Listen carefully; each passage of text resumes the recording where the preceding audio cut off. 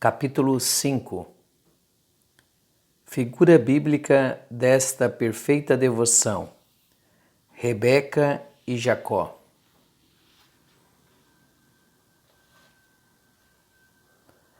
Nas Sagradas Escrituras, o Espírito Santo nos dá uma figura alegórica espantosa de todas as verdades que eu até agora expliquei neste livro. No que toca à Virgem Maria e seus filhos e servos, é a história de Jacó, que recebeu a bênção de seu pai Isaque, graças ao cuidado e à engenhosidade de sua mãe Rebeca. Eis a história como o Espírito Santo nos conta, Gênesis 27. Mais à frente hei de explicá-la. A história de Jacó. Muitos anos após Esaú ter vendido seu direito de primogenitura a Jacó, Gênesis 25:33, Rebeca, mãe de ambos, que amava Jacó ternamente, assegurou-lhe esta bênção por meio de um santo estratagema, para nós cheio de mistérios. Isaque, notando que estava já ficando velho, desejava abençoar seus filhos antes de morrer. Chamou à sua presença Esaú, seu filho favorito. Ele disse para ir caçar e lhe trazer algo para comer, a fim de que lhe pudesse dar sua bênção.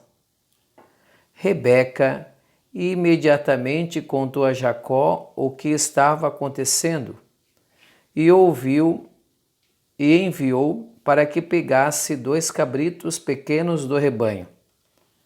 Quando Jacó os entregou, Rebeca os cozinhou à moda favorita de Isaque. Depois, pôs em Jacó as roupas de Esaú que tinha consigo. Ele cobriu as mãos e o pescoço com a pele das cabras. O pai, que estava cego, ainda que ouvisse a voz de Jacó, pensaria ser Esaú ao lhe tocar a pele das mãos. Isaque, por óbvio, ficou surpreso com a voz que julgava ser a de Jacó. Ele disse para chegar mais perto. Isaque sentiu os pelos na pele que cobria as mãos de Jacó e disse que a voz era realmente como a de Jacó, mas as mãos eram as de Esaú. Após comer, Isaque beijou Jacó e sentiu a fragrância de suas roupas perfumadas. Abençoou-o e lhe fez descer sobre a cabeça o orvalho do céu e a fecundidade da terra. Fê-lo mestre de todos os seus irmãos, e concluiu a sua bênção com as seguintes palavras: Amaldiçoado seja quem te amaldiçoar, e bendito seja quem te bendizer. Gênesis 27:29. Isaque mal acabara de falar e entrou Esaú, trazendo consigo o que pegara enquanto caçava. Queria que seu pai, depois de comer, lhe desse a bênção. O santo patriarca ficou chocado quando se deu conta do que acontecera. Longe, porém, de volta atrás no que fizera, confirmou, pois viu claramente nisto o dedo de Deus. E então, como nos relata a Santa Escritura, Esaú entrou a protestar, gritando, contra a traição de seu irmão. Depois perguntou ao seu pai se este tinha apenas uma bênção para dar. Ao fazê-lo, como observaram os pais da igreja, Esaú era o símbolo dos que estão prontos a imaginar que há uma aliança entre Deus e o mundo, pois anseiam gozar a um só tempo tanto das bênçãos do céu quanto das bênçãos da terra. Isaque ficou comovido pelas lamentações de Esaú e finalmente o abençoou apenas com uma bênção da terra, e o sujeitou ao seu irmão. Esaú, portanto, passou a nutrir um ódio tão violento contra Jacó que mal pôde esperar a morte do seu pai para assassiná-lo. E Jacó não lhe teria escapado se a sua mãe Rebeca não o tivesse salvado com sua engenhosidade e seus bons conselhos. Interpretação da história. Antes de explicar esta linda história, fará bem lembrar-vos que, segundo os pais e os intérpretes das Santas Escrituras, Jacó representa Nosso Senhor e as almas que são salvas, Esaú, as almas condenadas. Temos apenas de examinar as ações e a conduta de um e outro a fim de julgarmos a ambos. 1. Esaú, o seu irmão mais velho, era forte e robusto, perspicaz e habilidoso com o arco, caçador muitíssimo eficaz. 2. Quase nunca ficava em casa e, confiando apenas na própria força e habilidades, trabalhava fora. 3. Jamais saía de sua rotina para fazer qualquer agrado à sua mãe Rebeca e pouco ou nada fazia por ela. 4. Era um tamanho glutão e tão gostava de comer que vendeu seu direito à primogenitura por um prato de lentilhas. 5. Como Caim, tinha uma inveja sem limites de seu irmão e o perseguia implacavelmente. Gênesis 4:8. Eis a conduta usual dos pecadores. Confiam apenas em sua própria força e habilidade nas questões temporais. São muito enérgicos, perspicazes e bem informados no que toca às coisas deste mundo, mas estúpidos e ignorantes acerca das coisas do céu. 2. Nunca ou quase nunca estão em casa, no seu próprio lar, isto é, o seu próprio interior. Mateus 6:6. A morada interior é essencial que Deus concedeu a todos os homens para que nela habitem, seguindo o seu exemplo, pois Deus habita sempre dentro de si mesmo. Os pecadores não gostam de solidão, da vida espiritual ou da devoção interior. Para eles, os que vivem uma vida interior, reclusa do mundo, e que trabalham antes interiormente do que exteriormente, são tacanhos, fanáticos e incivilizados. 3. Os pecadores pouco ou nada se importam com a devoção a Maria, a mãe dos eleitos. É bem verdade que não a odeiam realmente. De fato, por vezes chegam mesmo a lhe dirigir umas quantas boas palavras. Dizem que a amam e praticam alguma devoção em sua honra. Ainda assim, não aguentam ver qualquer um amá-la ternamente, pois não tem por ela a afeição de Jacó. Para eles, há algo de errado com a honra que seus bons filhos e servos lhe prestam para ganhar sua afeição. Julgam ser este tipo de devoção desnecessário para a salvação. E embora não cheguem ao ponto de odiá-la ou às claras ridicularizar a sua devoção, acreditam ter feito o quanto basta para conseguir suas boas graças, porque rezam ou balbuciam umas poucas orações sem qualquer afeição e sem chegar menos a pensar em consertar as vidas que levam, considerando-se servos de Nossa Senhora.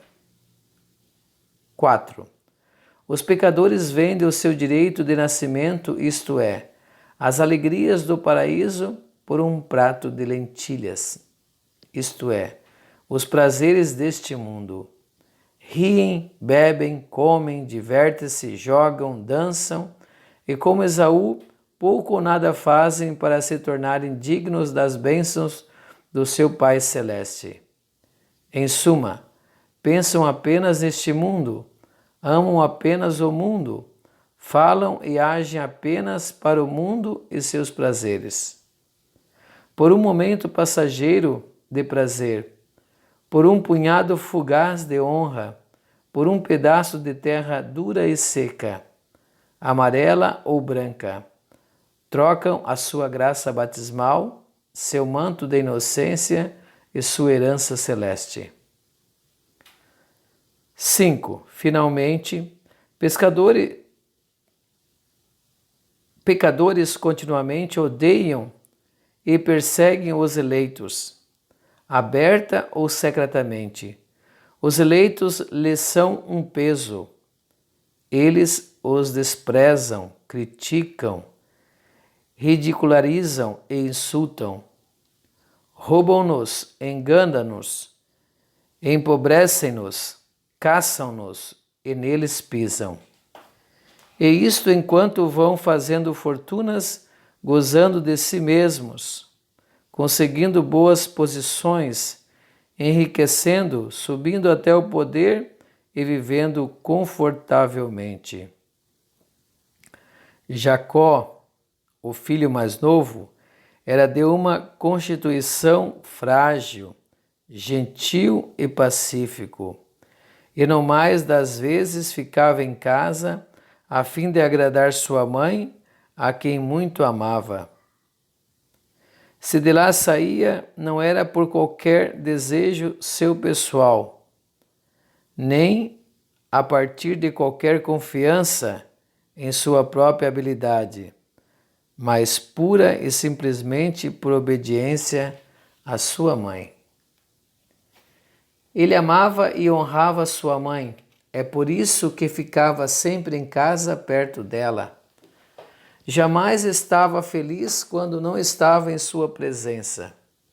Evitava tudo quanto pudesse desagradá-la e fazia tudo o que conseguia imaginar para agradá-la. Isto fez Rebeca amá-lo ainda mais.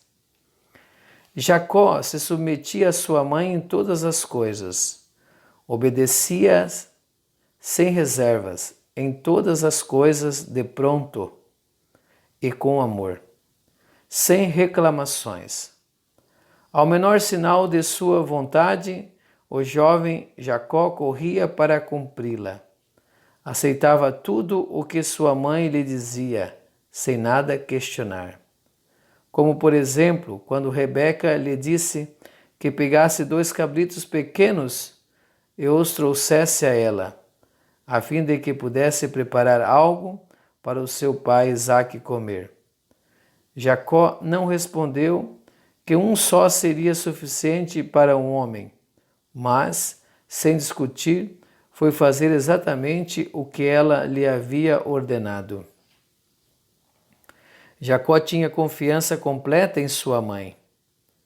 Não se fiava em sua própria habilidade, confiava apenas no cuidado e proteção de sua mãe. Recorria a Rebeca em todas as suas necessidades, pedia-lhe o conselho em todas as suas dúvidas. Por exemplo, quando lhe perguntou se o seu pai, em vez de abençoá-lo, haveria de amaldiçoá-lo, Jacó acreditou e confiou em sua mãe. quando esta lhe respondeu que haveria de tomar para si mesma a maldição. Finalmente, Jacó adotou tanto quanto lhe era possível as virtudes que via em sua mãe. Segundo parece, uma das razões pelas quais passava tanto tempo em casa era para imitar sua querida mãe, virtuosíssima, e para lhe manter longe das más companhias que a poderiam levar a pecar. Desta maneira, fez-se digno de receber a bênção redobrada de sua amada mãe. É de maneira parecida que os eleitos de Deus agem, geralmente. Ficam eles em casa com sua mãe, isto é, estimam a quietude, amam a vida interior e são assíduos na oração. Então, sempre na companhia da Santíssima Virgem, sua mãe e modelo, cuja glória é completamente interior e que durante toda a sua vida amou o isolamento e a oração. É verdade, por vezes, se aventuram para fora no mundo, mas isto apenas a fim de cumprir os deveres do seu estado de vida, em obediência à vontade de Deus e à vontade de sua mãe. A despeito de quão grandiosas suas realizações possam parecer aos outros, para eles o mais importante é o que fazem dentro de si mesmos, em sua vida interior, na companhia da Santíssima Virgem, pois lá trabalham na grandiosa tarefa da perfeição, comparada à qual todos os outros trabalhos são brincadeiras de crianças. Por vezes, seus irmãos e irmãs estão trabalhando fora com grande energia, habilidade e sucesso, e ganham com isso o louvor e a aprovação do mundo. Mas sabe muito bem, pela luz do Espírito Santo, que há muito mais bem, mais glória e mais alegria em se manter escondido e recolhido em nosso Senhor, em completa e perfeita submissão a Maria, do que há em realizar por si obras maravilhosas da natureza e da graça no mundo, como tantos Esaús e pecadores. A glória e riqueza na sua casa. Salmo 111, 13. 3. Senhor Jesus, quão amável é vossa habitação. O pardal encontrou um lar, e a rola um ninho para seus passarinhos. Quão feliz é um homem que habita na casa de Maria, onde fostes vós o primeiro a habitar? Aqui, nesta casa dos eleitos, conseguimos de vós a ajuda de que precisamos para subir a escadaria da virtude que construímos no coração, até os pontos mais altos possíveis da perfeição, enquanto estamos neste vale de lágrimas. Quão amáveis são os teus tabernáculos, Senhor dos exércitos. Salmo 83, 1. Os eleitos têm por Nossa Senhora um grande amor e a honram com sua mãe e rainha. E a amam tanto por palavra quanto por ações. Honram-na não apenas exteriormente, mas desde as profundezas do coração. Como Jacó, evitam a menor coisa que a possa desagradar, e rapidamente fazem tudo quanto julgam que lhe possa ganhar o favor. Jacó trouxe a Rebeca 2 cabritos. A Maria os devotos trazem o seu corpo e alma, com todas as faculdades que neles há, simbolizando-os pelos 2 cabritos de Jacó. Primeiro, a fim de que ela possa aceitá-los como fossem dela própria. Segundo, a fim de que ela possa fazê-los morrer para o pecado e para si mesmo, despindo-os do amor próprio para agradar a Jesus, seu Filho.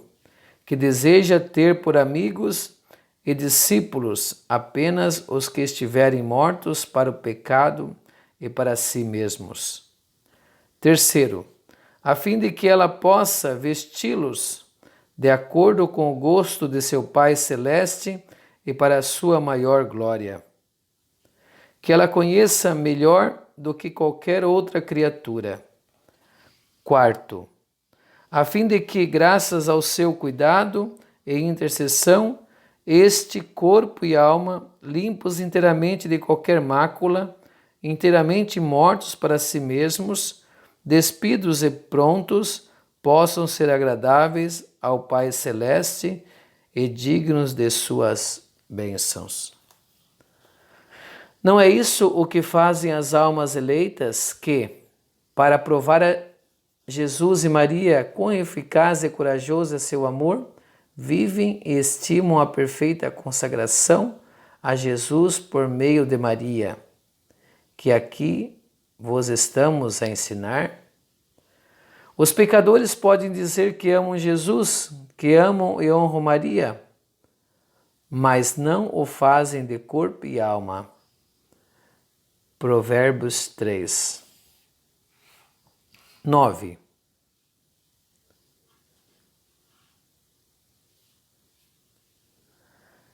Diferentemente dos eleitos, não amam Jesus e Maria o suficiente para consagrar-lhes o seu corpo, com seus sentidos e alma, com suas paixões. Estão sujeitos e são obedientes a Nossa Senhora, sua boa mãe, e nisto estão apenas seguindo o exemplo de Nosso Senhor mesmo, que passou 30 anos de sua vida na terra glorificando a Deus Pai em submissão perfeita a completa a sua Santa Mãe. Obedecem-na seguindo os seus conselhos à risca, assim como fizera Jacó com Rebeca, quando esta lhe disse: Filho meu, segue meu conselho. Gênesis 27, 8. Ou como os servos das bodas de Caná, aos quais Nossa Senhora disse: Fazei o que ele vos mandar. João 2, 5. Por meio de obediência à sua mãe, Jacó recebeu a bênção quase por um milagre, pois no curso natural dos eventos ele não deveria tê-la recebido. Como recompensa por seguirem o conselho de Nossa Senhora, os criados nas bodas de Caná foram honrados com o primeiro milagre de Nosso Senhor quando, a pedido dela, ele tornou a água em vinho. Igualmente, até o final dos tempos, será apenas como resultado de uma obediência perfeita a Maria que qualquer um haverá de receber a bênção de nosso Pai Celeste e ser honrado com suas graças maravilhosas. Por outro lado, os Esaús irão perder sua bênção por causa de sua submissão à Santíssima Virgem. Têm eles grande confiança na bondade e no poder da Santíssima Virgem, sua mãe querida, e incessantemente imploram a sua ajuda. Tomam-na por sua estrela polar, que os guiará em segurança até o porto. Abrem seus corações a ela e lhe contam seus problemas e necessidades. Confiam em sua misericórdia e afabilidade para conseguir perdão por seus pecados por meio de sua intercessão e para experimentar seu conforto materno nos problemas de ansiedades. Chegam mesmo a se jogar no seio virginal, a se esconder e se deixar perder ali de modo maravilhoso. Ali são cheios de amor puro, são purificados da menor mancha de pecado e encontram Jesus em toda a sua plenitude. Pois ele reina em Maria como no mais glorioso dos tronos. Que felicidade incomparável! Diz o abade Guerric. Não imagines que há mais alegria em habitar no seio de Abraão do que no seio de Maria, pois foi nela que nosso Senhor colocou o seu trono. Os pecadores, por outro lado, depositam toda a sua confiança em si próprios. Como o filho pródigo, comem com os porcos. Como sapos, alimentam-se da terra. Como todos os mundanos, amam apenas coisas visíveis e externas. Não conhece a doçura do regaço de Maria. Não tem aquela confiança que os eleitos têm pela bendita Virgem, sua mãe. Deploravelmente escolhem antes satisfazer sua fome noutro lugar, como diz São Gregório, porque não querem provar a doçura já preparada dentro de si mesmos e dentro de Jesus e Maria. Finalmente, almas eleitas não se desviam dos caminhos da Santíssima Virgem, sua mãe amada. Isto é dizer, imitam-na e, portanto, são sinceramente felizes e devotos, carregando consigo o sinal infalível dos eleitos de Deus. Esta mãe amorosa lhe diz: bem-aventurados os que guardam os meus caminhos. Provérbios 8:32. O que significa bem-aventurados são os que praticam minhas virtudes e que, com a ajuda da graça de Deus, seguem o caminho de minha vida.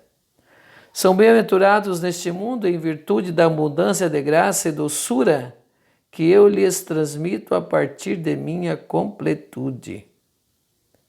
E que eles recebem mais abundantemente do que outros que não me imitam com tamanho afinco. São felizes na hora da morte, que lhes é doce e pacífica, pois eu mesma, no geral, lá estou a fim de guiá-los para a felicidade eterna. Enfim, serão felizes por toda a eternidade, porque não há servo meu que tenha imitado minhas virtudes ao longo de sua vida e que se tenha perdido.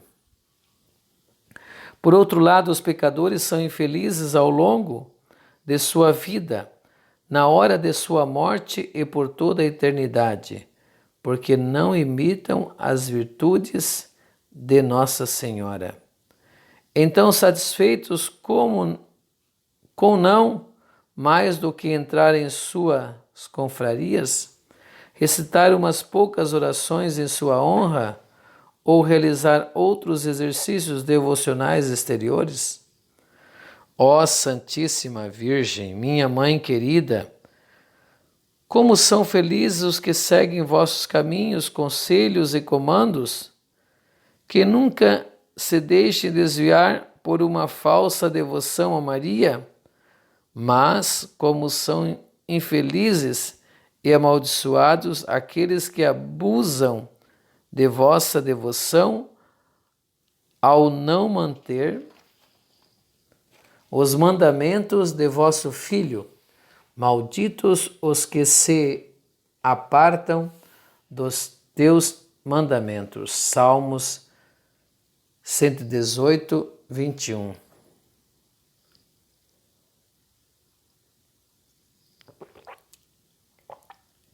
Serviços de Nossa Senhora aos seus servos fiéis. Eis agora os serviços que a Virgem Maria, a melhor de todas as mães, amorosamente presta aos seus servos, fiéis que se deram inteiramente a ela. Como eu descrevi, seguindo o sentido figurado da história de Jacó e Rebeca.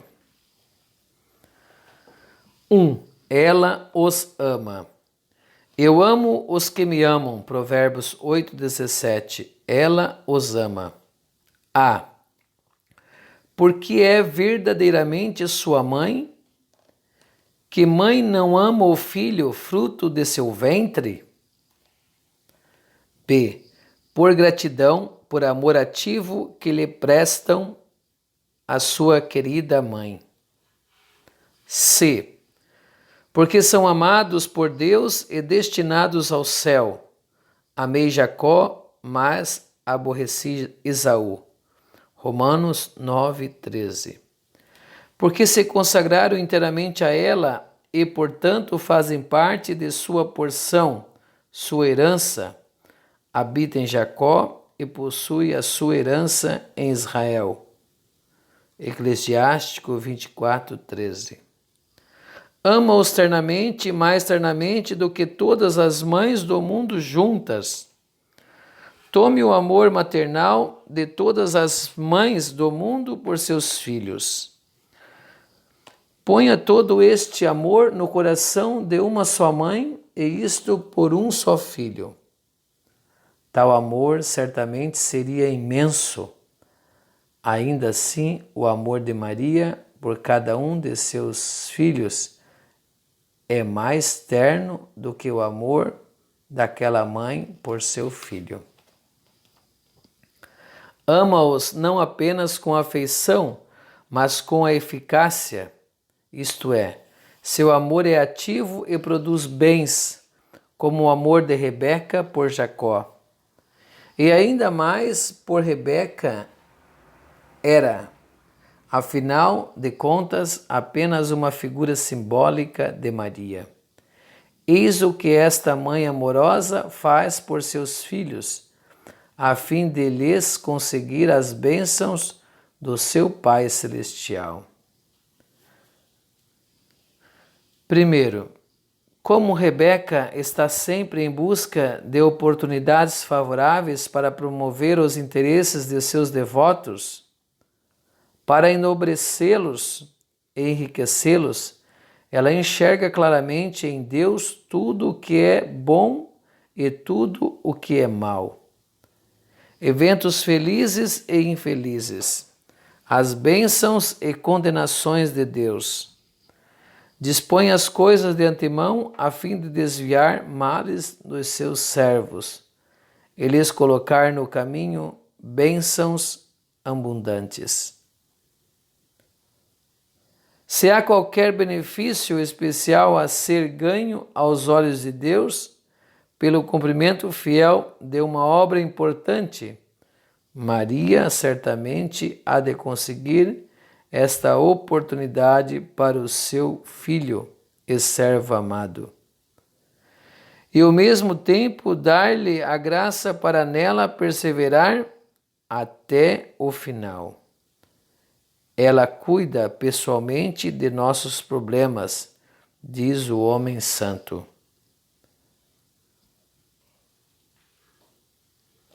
Segunda, dar-lhes conselhos excelentes como fez Rebeca a Jacó.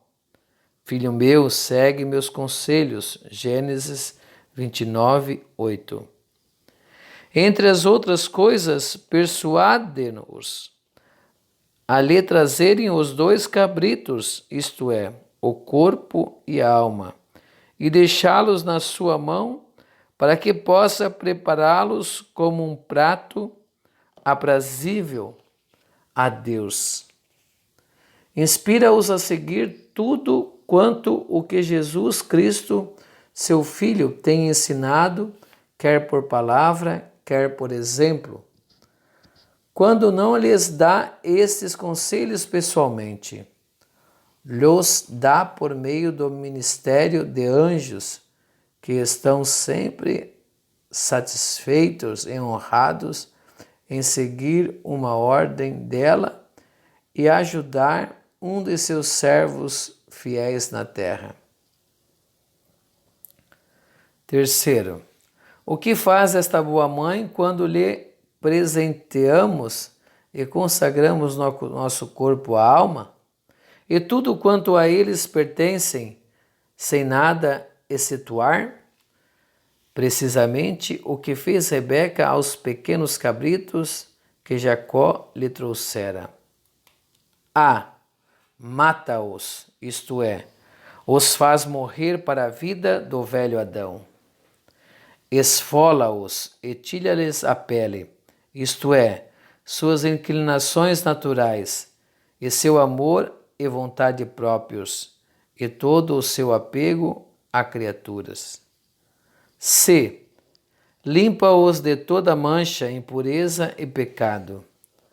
Letra D. Prepara-os para o gosto de Deus e a sua maior glória. Como apenas ela sabe perfeitamente qual é o gosto divino e onde está a maior glória a Deus. Apenas ela nos pode preparar e embelezar a alma e o corpo a fim de satisfazer aquele gosto infinitamente refinado e promover aquela glória infinitamente oculta. Quarto, uma vez que esta boa mãe tenha recebido nossa oferta completa, incluindo nossos méritos e satisfações, por meio da devoção sobre o qual vos venho falando, e nos tenha tirado as roupas, limpa-nos e nos torna dignos de aparecer sem constrangimento diante de nosso Pai Celeste. Veste-nos com os trajes limpos, novos, preciosos e perfumados de Esaú, o primogênito, a saber de seu Filho, Jesus Cristo. Mantém esses em sua casa, isto é, tem-nos à mão, pois ela é guardadora do tesouro e a despenseira universal dos méritos e virtudes de Jesus, seu Filho. Ela os dá e distribui a quem quiser, quando quiser, como quiser e quanto quiser, como já deixamos dito acima. Cobre o pescoço e as mãos de seus servos com as peles dos cabritos mortos e esfolados, isto é, adorna-os com os méritos e o valor de suas próprias boas ações. Em verdade, destrói e nulifica tudo quanto neles seja impuro e imperfeito. Preserva e melhora este bem, de modo que ele adorne e fortaleça seu próprio pescoço e mãos. Isto é, lhes dá a força para carregar o jugo do Senhor e a habilidade de fazer grandes coisas para a glória de Deus e a salvação de seus pobres irmãos. Põe um novo perfume e graça fresca nestas vestes e adornos, ao acrescentar-lhes as vestes de seu próprio guarda-roupa de méritos e virtudes. A Virgem deixou estas todas aos seus servos, antes de partir para o céu, como foi revelado por uma santa freira do século passado, que morreu uma morte santa. Assim, pois, todos os seus domésticos, isto é, todos os seus servos e escravos, estão vestidos com vestes duplas, as suas próprias e as de seu filho, e agora já não tem nada a temer daquele frio que os pecadores, nus e despidos dos méritos de Jesus e Maria, serão incapazes de suportar. Quinto, finalmente Maria lhes consegue a bênção do Pai Celeste. Como são os caçulas, e aliás adotados, não têm realmente o direito de ganhá-la. Trajando vestes novas, preciosas e perfumadas, com a sua alma e corpo preparados e vestidos. Confiantemente aproximam-se de seu Pai Celeste. Ele lhes ouve a voz e reconhece como a voz de um pecador. Toca suas mãos cobertas com peles, sente o aroma de suas vestes, partilha com alegria daquilo que Maria, mãe deles, lhes preparou. Reconhecendo nisto os méritos e a boa fragrância de seu Filho e de sua Santíssima Mãe. A. Dar-lhes uma bênção redobrada, a bênção do orvalho do céu. Gênesis 27, 28. A saber, a graça divina que é a semente da glória. Deus nos abençoou e Cristo, com todas as bênçãos espirituais. Efésios 1, 3. E também a bênção da fertilidade da terra. Gênesis 27, 28. Pois o Pai providente que é, dá-lhe seu pão de cada dia e um fornecimento amplo dos bens desta terra. Torna-os mestres de seus outros irmãos e os pecadores réprobos. Nem sempre se pode ver esta dominação no mundo passageiro. 1 Coríntios 7,31. Onde pecadores frequentemente estão por cima. Por quanto tempo há de prosperar o ímpio, tagarelando censuras insolentes? Salmo 93, 3, 4. Vi os perversos triunfarem e serem erguidos como os cedros do Líbano. Salmo 36, 35. Mas a supremacia do justo é real e há de ser vista claramente por toda a eternidade no mundo vindouro, onde os justos, como nos diz o Espírito Santo, julgarão as nações e dominarão os povos. Sabedoria 3:8. C. O Deus de toda majestade não se satisfaz com abençoá-los em suas pessoas e posses. Abençoa todos quantos os abençoam e amaldiçoa todos os que os amaldiçoam e persegues. Gênesis 27, 29. 2. Ela supre todas as suas necessidades. A caridade de Nossa Senhora para com os que lhe são fiéis não para aí. Ela supre tudo de que precisam, seja para o corpo, seja para a alma. Já vimos como ela lhes dá vestes duplas. Além disso, alimenta-os com a comida mais deliciosa da mesa de banquete de Deus. Dá-lhes o Filho que deu à luz, o pão da vida, para que lhes seja alimento. Queridos filhos, diz ela, nas palavras da sabedoria divina, enchei-vos dos meus frutos. Eclesiástico 24, 26.